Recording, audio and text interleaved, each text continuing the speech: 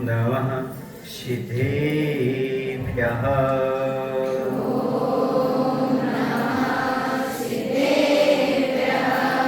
ॐ नमः सिद्धेभ्यः।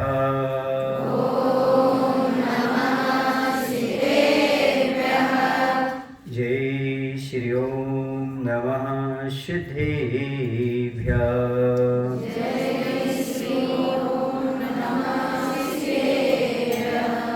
नमो अरिहन्ताणं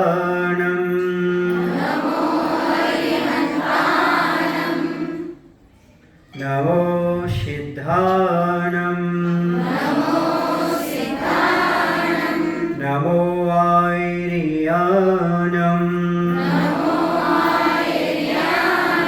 नमो वज्रायणं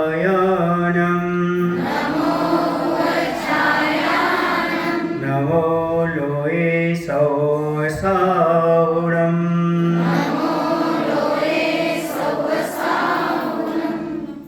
बोले देवादेव श्री नेमिनाथ भगवान की जय।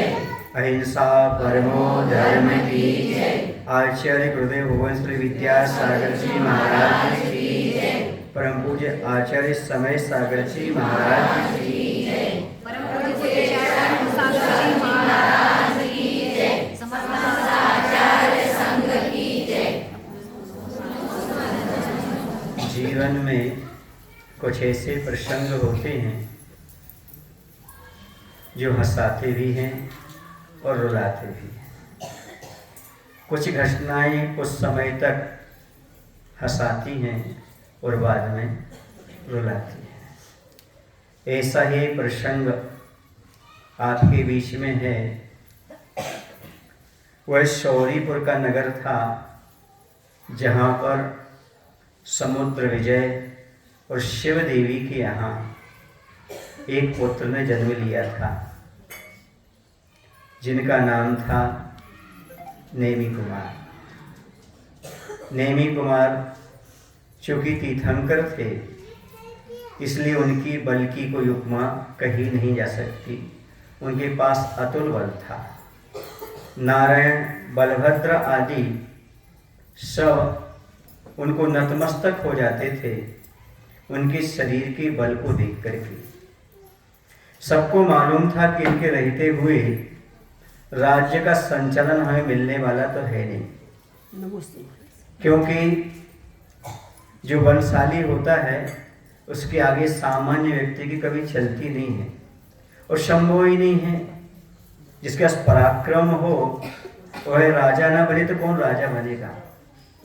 लेकिन किसको पता था आगे क्या होने वाला है, किस रूप में क्या घटित होने वाला है।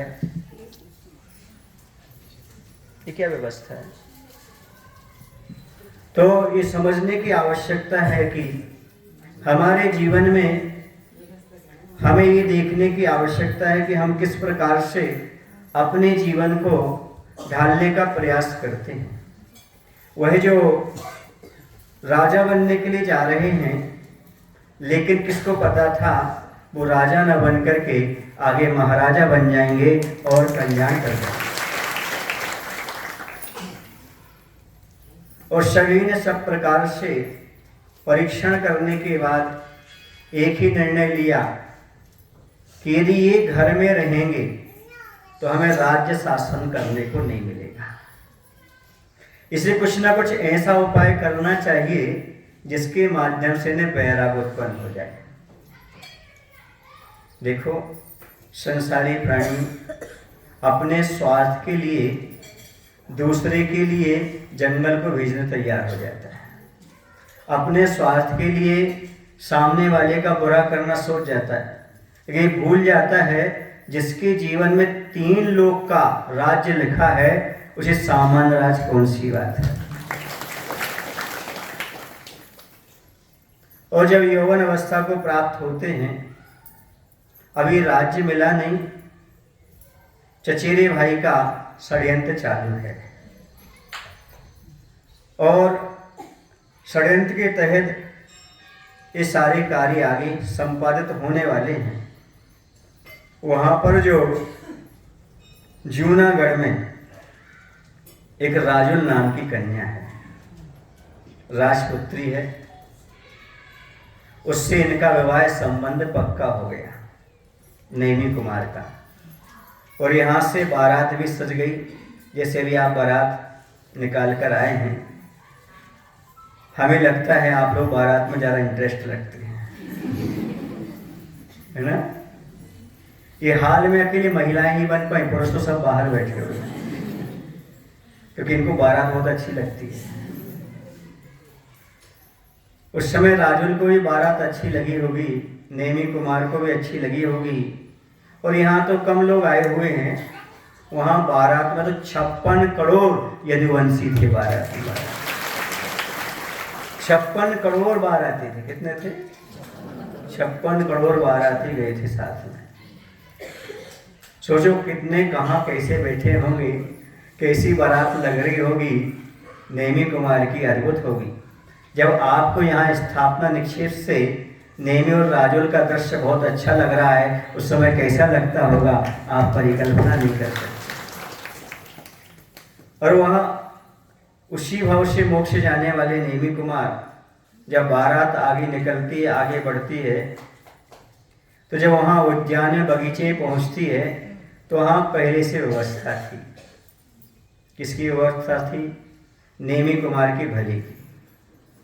भले सामने वाला बुरा सोच रहा हो, लेकिन याद रखो, महापुरुषों के लिए संकट भी प्रगति के कारण हुआ करते हैं, उन्नति के कारण।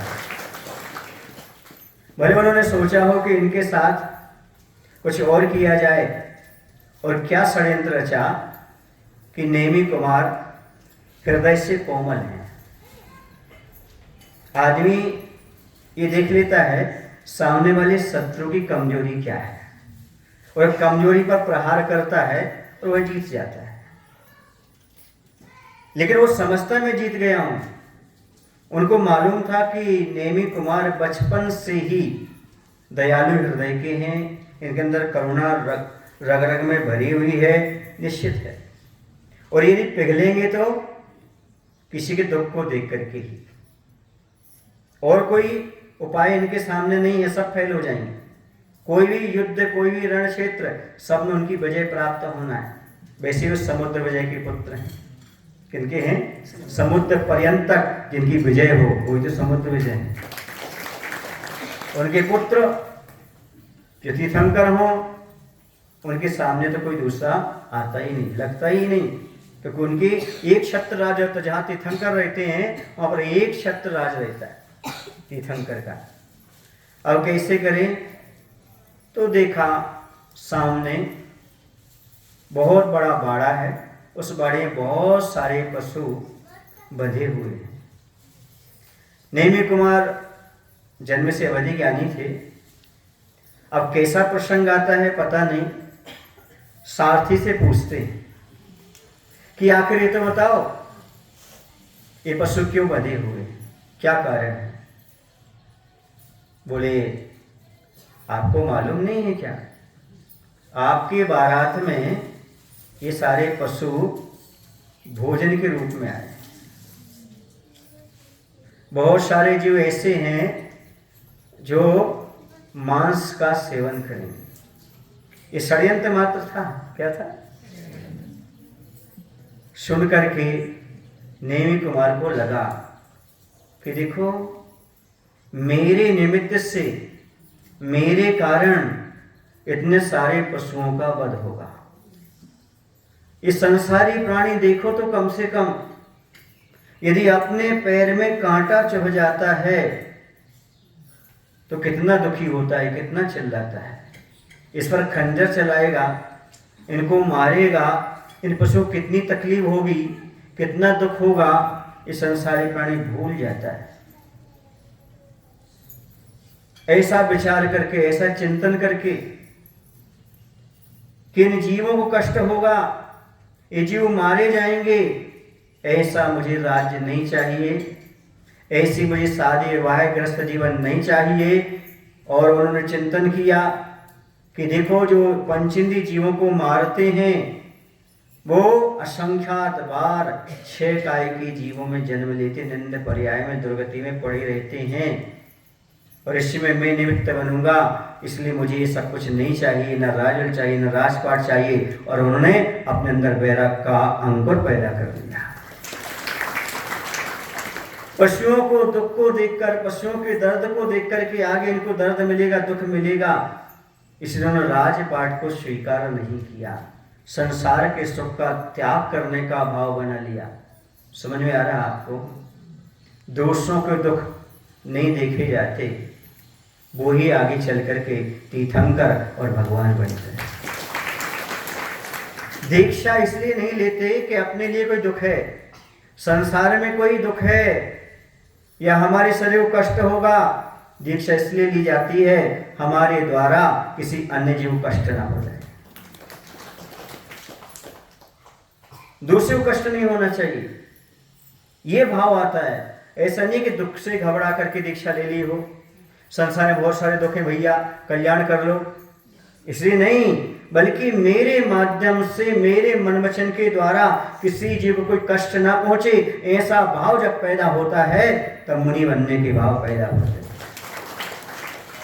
मुनि मुद्रा धारण इसलिए की जाती है कि मन वचन काय से किसी जीव को कष्ट ना पहुंचे। वस्त्र का इसलिए त्याग किया जाता है क्योंकि वस्त्र को संरक्षण करने में, धोने में, रखने में बहुत सारे जीवों की हिंसा होती है। इसी वस्त्र का भी त्याग, परिग्रह का भी त्याग। जब परिग्रह रखोगे, परिग्रह के संरक्षण में कोई ना कोई हिंसा नियम से होती ही होती है। इसलिए जैन मुनि वस्त्र, शस्त्र, अस्त्र कुछ भी नहीं रखते, जिससे हिंसा होती है उन सब चीजों का त्याग कर दिया जाता है। मेरे द्वारा किसी भी जीव को किसी भी प्रकार का कष्ट ना हो, ये एक अद्भुत मानवता का उत्कर्ष है। ये सबसे बड़ा धर्म है, सबसे बड़े जीवन का एक उपलब्धि है कि मेरे माध्यम से किसी भी जीव की आंखों में आंसू नहीं आना चाहिए। ये भाव दुर्लभ है। हाँ, वो हमें याद करके आंसू बहा सकता है, पर मेरे माध्यम से आंसू नहीं आना चाहिए। माने वो व्यक्तित्व को खोकर वो आंसू बहा सकता है। ऐसा व्यक्तित्व तो कहाँ चला गया, जैसे राजुल करे पुकार, नेमी कहाँ गए छोड़ मझधार। तो ऐसा भाव उसके अंदर आए, वो अपने आप में अद्भुत है। लेकिन मेरी वजह से, मेरे कारण किसी की आंखों में आंसू नहीं आना चाहिए, ऐसा जीवन किसी महापुरुष का ही हो सकता है। सामान्य व्यक्ति की बात नहीं है, ये महान पुरुषों की, महान आत्माओं की बात है। और उन्होंने क्या किया, उसी समय अपने पिछले पैर किए, लौट गए। देवताओं ने आकर के पालकी का निर्माण किया, समझ रहे आप लोग कि नहीं, दीक्षाभिषेक किया और जूनागढ़ की उसी धरती से गिरनार पर्वत की ओर चले गए। वहां जाकर के उन्होंने दीक्षा धारण कर ली। यहाँ पर राजुल की क्या दशा हुई होगी। पूरा रागमय कार्यक्रम कैसा हो गया, वैराग्यमय हो गया। आप सभी लोग बारात में नहीं आए हो, वैराग्य की प्रशंसा करने आए हो। कैसा सारा का सारा वैभव छोड़ करके भी आत्मकल्याण प्रवृत्त हो सकते हैं। अभी तक तो सुना था भैया कुछ दुख होगा इसलिए दीक्षा ले लेते हैं, दुखी हो गए इसलिए कल्याण के मार्ग पर बढ़ जाते हैं। लेकिन आज देखा सारा का सारा सुख है। दीक्षा क्यों ली? अपने दुख के लिए नहीं, दूसरे का दुख नहीं देख पाए इसलिए दीक्षा धारण की।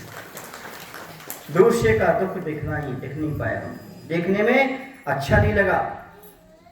हे भगवान, इस सारे के सारे प्राणी काटे जाएंगे, इनको कष्ट होगा, ये देख करके उन्होंने अपने जीवन को परिवर्तित कर लिया। यहाँ पर राजुल चूंकि रागमय थी, रागी व्यक्ति हमसे संयोग चाहता है, और उसके होने वाले कौन हैं? भरतार पति हैं, और कोई सामान्य नहीं है, नेमी कुमार हैं, भाभी तीर्थंकर हैं। और यदि वो शादी ना हो तो कैसी दशा होती होगी, सोचो आप। राजू के उस समय कैसी दशा होगी। रागमय दशा थी, खूब बिलख बिलख कर फिर हुई, खूब दुखी हुई और अपने पति को दोष भी दिया कि देखो मझधार में छोड़ना था तो तुमने ऐसा क्यों किया। लेकिन जैसे उससे किसी गुरु का संबोधन मिला, उसने भी सोच लिया, उन्होंने जो किया अच्छा किया, जिस मार्ग पर मेरे पति हैं उसी मार्ग पर मैं बढ़ूं। एक बार मन में स्वीकार कर लिया कि ये मेरे पति हैं।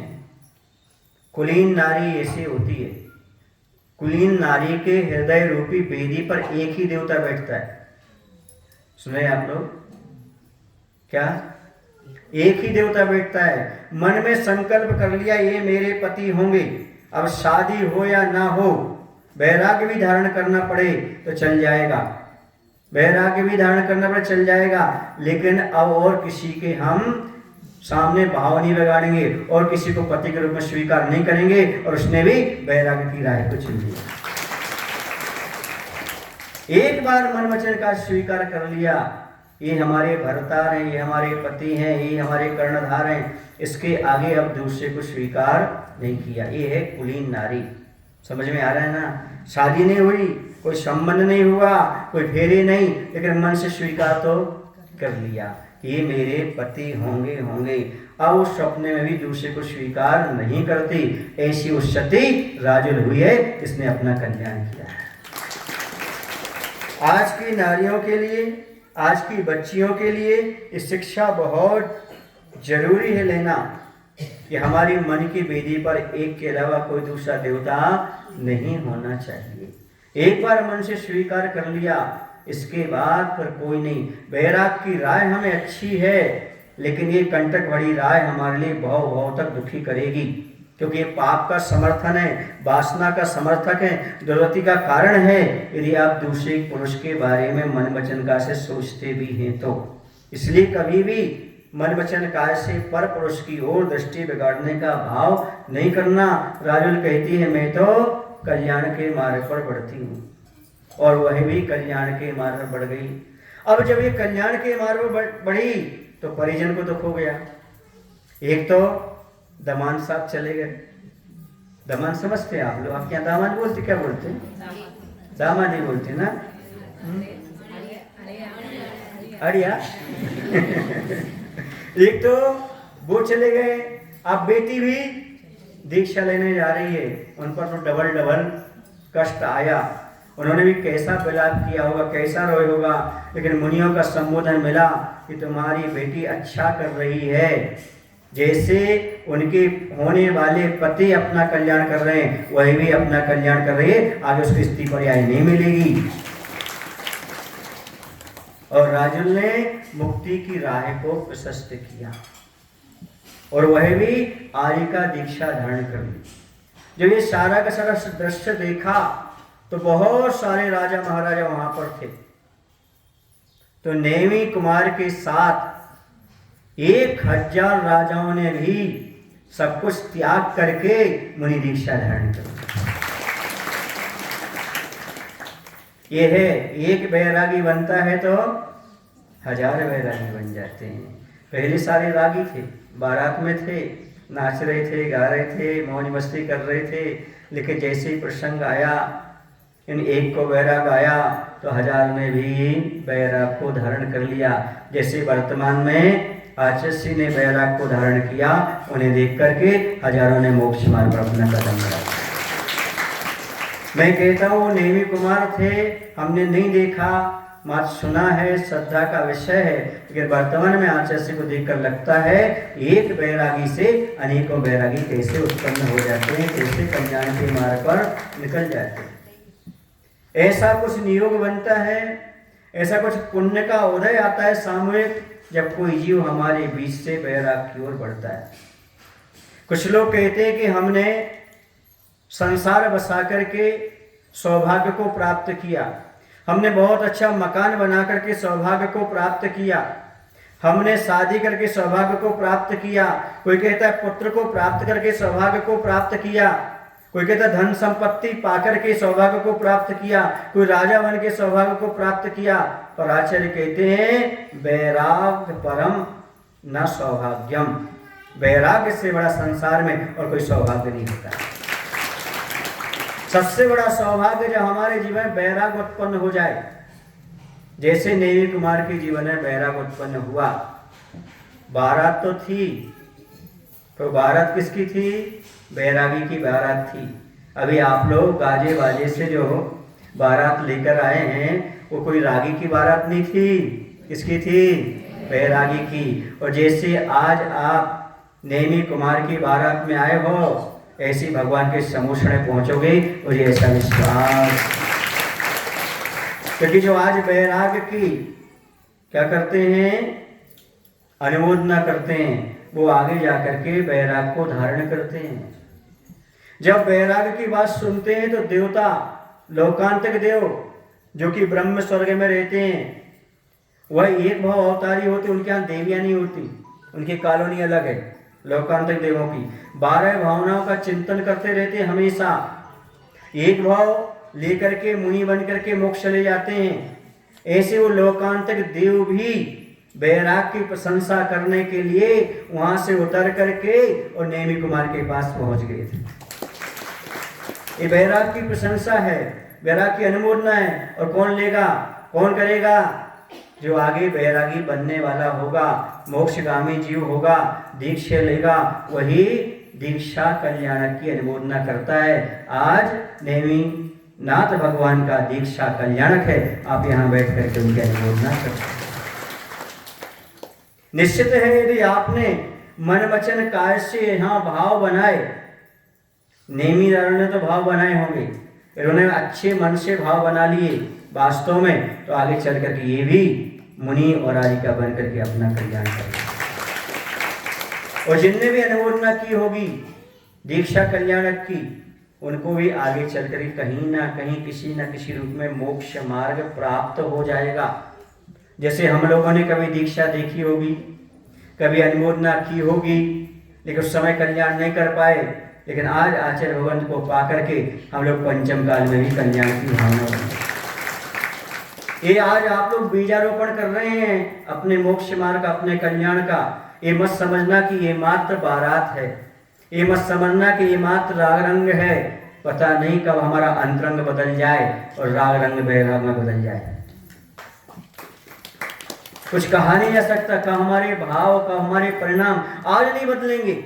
मान लो आपको जाति स्मरण हो जाए, आपने नेमी कुमार की बारात देखी, मान लो आपका मरण हुआ, कभी आप कहीं गए और कहीं तीर्थंकर की बारात निकल रही हो, आप कहीं और पर्याय में हो, अरे हमने सदलगा में कुंतु सार के सारथ्य में नेमी कुमार की बारात देखी थी भैया, ये तो सच्चा मोक्ष मार्ग है। उसी समय सम्मसन हो जाए और बैराग हो जाए, कल्याण का रास्ता।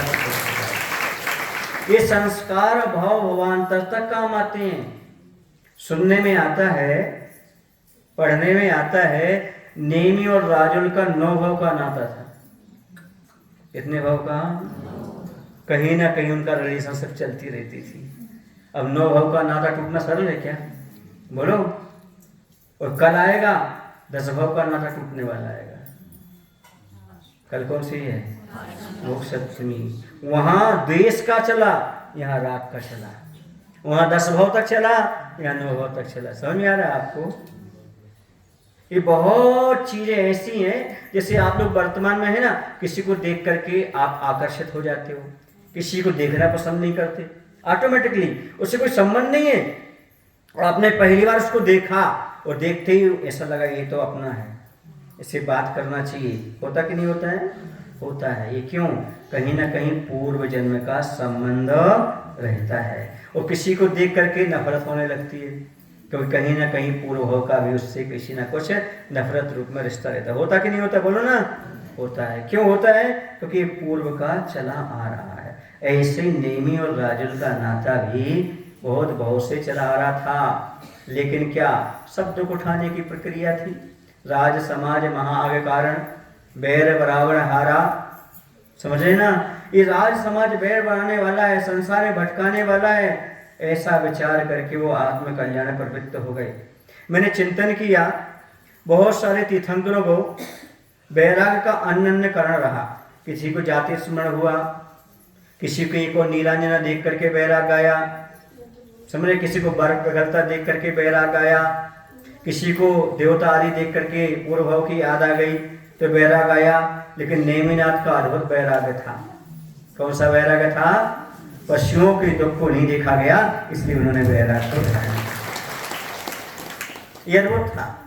राजपाट को छोड़ना, क्या दूसरे को दुख हो रहा है मेरे माध्यम से, ये देख करके बैराग आ जाना, ये बहुत दुर्लभ बैराग है। ये तो ऐसा लगता है जैसे वास्तव में उनके अंदर दया का सागर उमड़ रहा हो। ऐसे दयालु आपने कभी देखे? लोग कहते क्या हो रहा है, आपने चलो बाराती चलो आगे नहीं, चलो नहीं, अपने माध्यम से दुख हो रहा है। आज देखो वर्तमान में बारातें होती हैं, कितना पाप होता है। दूल्हा को कोई मतलब नहीं रहता, दुल्हन को कोई मतलब नहीं रहता है। कौन जुआ खेल रहे हैं, कोई लाठी सट्टा खेल रहे हैं, कौन शराब पी रहे हैं, क्या हो रहा है, ये किसी को कोई ध्यान नहीं रहता। आज वर्तमान में शादी विवाह होते हैं, हम इसलिए कह रहे हैं कि धर्मशाला में हम लोग रुकते हैं, हम लोगों को मालूम है कितनी बॉटल पड़ी रहती शादी के बाद, समझ रहे कितना पाप होता होगा। लेकिन किसी को बैराग आया अभी तक? सब लगा में ऐसा, बोलो शादी के समय ऐसा देख करके। कहीं आपने इतिहास में पढ़ा कि बारात जा रही और बैराग आ गया हो? लेकिन सुन लो, पढ़ लो, ये नेमी कुमार थे जिनके सामने राजकुमारी भी थी, स्वर्ग से भी सुंदर अप्सरा जैसी, लेकिन उसको भी छोड़ दिया। मात्र किस कारण से? दूसरे का दुख नहीं देखा गया, इसमें दीक्षा को। एक करुण किन्नर कैसे सुने, ये दुखी हैं, इनको दुखी देख करके हम शादी विवाह कैसे करें, राग रंग कैसे करें, हम गृहस्थी कैसे बसाएं, हम कैसे पाप के दलदल में फंसें।